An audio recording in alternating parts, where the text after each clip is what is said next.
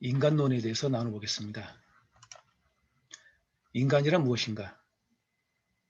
인간은 하나님의 피조물 중 면류관이며 하나님의 각별한 보호의 대상이다. 인간은 성경에서 중심적인 위치를 차지하고 있고 인간에 관한 지식이 성경을 바르게 이해하는 데 필수적이다. 하나님의 형상과 모양인 인간.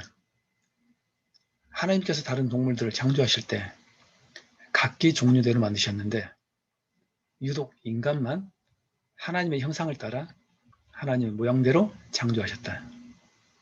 형상이란 말이 강조하는 바는 하나님은 원형이시고 인간은 그의 모형이라는 사실이요. 모양이란 말은 그 상이 모든 면에서 원형과 일치한다는 것을 강조한다. 인간의 모양.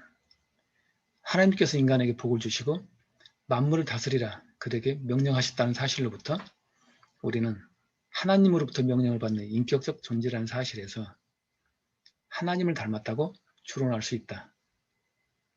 하나님이 결정하시고 통치하는 인격자로 나타나시기 때문에 인간도 그와 같이 결정하고 다스릴 수 있는 인격적 존재가 된다.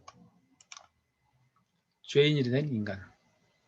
창세기 9장 6절 살인행위가 마땅히 처형되어야 할 끔찍한 범죄인 것은 살해된 사람이 다름이 아닌 하나님의 형상대로 지음을 받은 존재라는 것이다.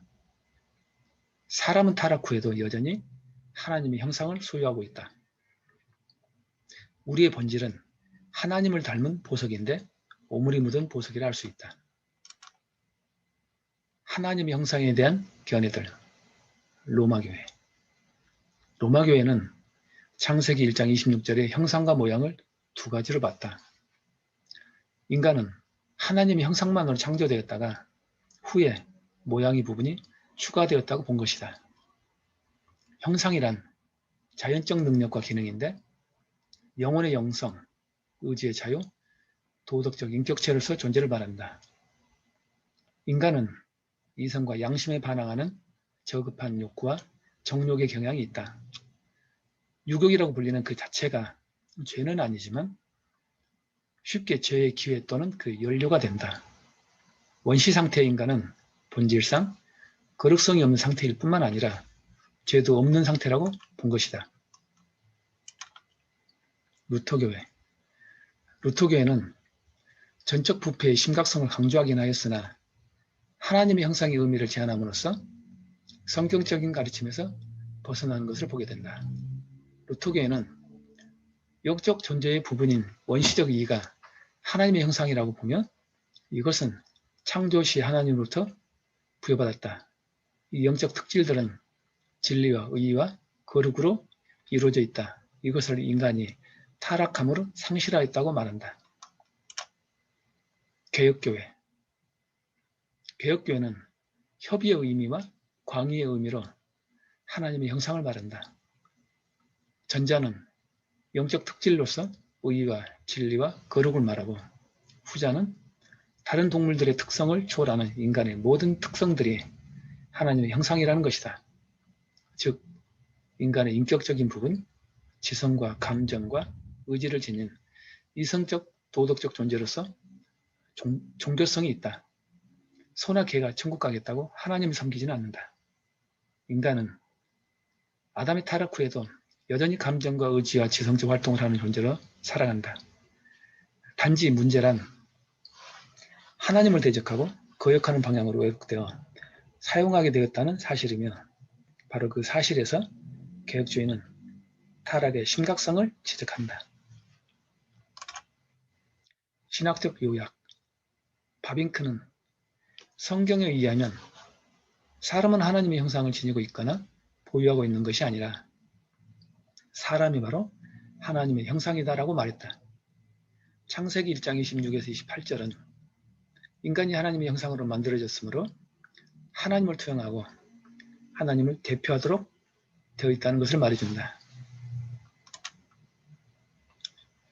투영한다는 것은 인간이 진정으로 자기 본연의 상태로 돌아가 있을 때에 다른 사람들은 그 사람 속에서 하나님의 속성, 즉 하나님의 사랑, 친절하심, 선하심 등을 볼 수 있다. 인간은 하나님을 대표한다. 인간은 외국에 파송된 외교가 아닌 대사와 같다. 대사가 본국을 대표하여 본국의 권위를 나타내듯이 인간도 하나님의 권위를 나타내야만 한다는 것이다. 하나님의 참 형상이신 사람 예수 그리스도. 그리스도의 삶을 살펴보면 그는 전적으로 하나님을 향하였음을 발견한다. 그리스도가 온전히 이웃을 향하여 서 있음을 본다. 사람들이 그들의 필요에 따라 그에게 나올 때 그 필요가 병고침을 위한 것이든 아니면 죄의 용서를 위한 것이든 간에 그는 언제나 그들을 도울 준비가 되어 있었다. 그는 만물을 다스리신다. 풍랑을 잠잠케 하고 물 위를 걸으시고 초자연적인 고기잡이, 오병이어의 기적, 물로 포도주를 만들고 많은 질병을 고치시고 심지어 죽은 자도 살리신다. 완전하게 된 하나님의 형상. 최초의 인간의 부분은 순전함과 순종으로 하나님을 반영했다고 할 수 있다. 어거스틴은 그때 인간은 죄를 짓지 않을 수 있다라고 말했다.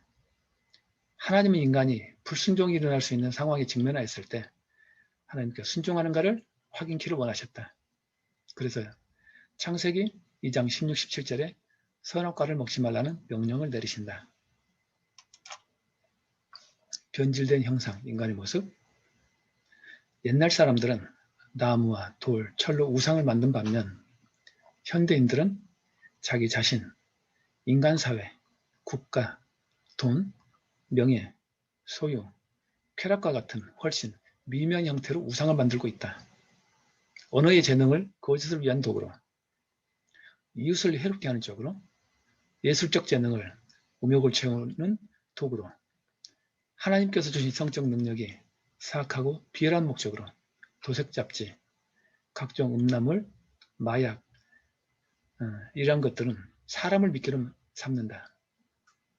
땅을 지배하는데 착취하고 자원을 고갈시키고 환경을 오염시키고 핵무기 같은 것을 만들고 인간 죄의 중대성은 최상의 것이 부패하면 최악의 상태가 된다는 것이다.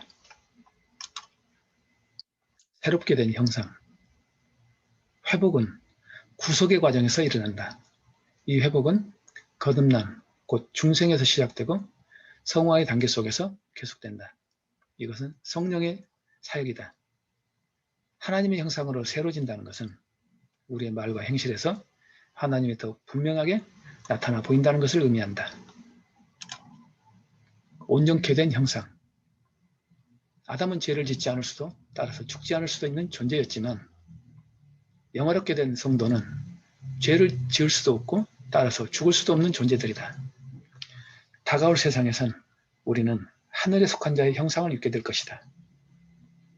우리의 영혼뿐만 아니라 육체까지도 영화롭게 되신 그리스도처럼 될 것이다. 결론적 고찰들. 그리스도 안에 있는 자들의 미래는 영화롭게 된 부활의 몸이라고 분명히 가르친다. 그리스도를 배척하고 회개치 않으며 하나님을 불신앙하며 살아가는 자들의 미래는 영원한 형벌이라고 가르친다. 타락 후 하나님의 형상이 변질되었지만 여전히 하나님의 형상을 보유하고 있기에 우리는 누구든지 존중해야 한다. 결론. 오직 하나님께서 은혜를 주실 때만 우리는 눈을 뜨게 되며 하나님 나라를 바라볼 수 있는 어둠 속에 놓인 존재들이다. 이 사실을 깨달은 자만이 구원의 은총의 절박성을 인식하게 되며 이 시간 나에게 주어진 구원의 은혜에 감사할 수 있다. 인간은 자신을 죄인과 피조물로 인식하게 될 때 비로소 자기를 만드신 분에게 예배 의무가 있음을 발견하게 되고 자신이 소유한 물질이 자신의 것이 아니라 하나님의 것임을 알게 된다. 짧지만 인간론에 대해서 이것으로 마치겠습니다. 감사합니다.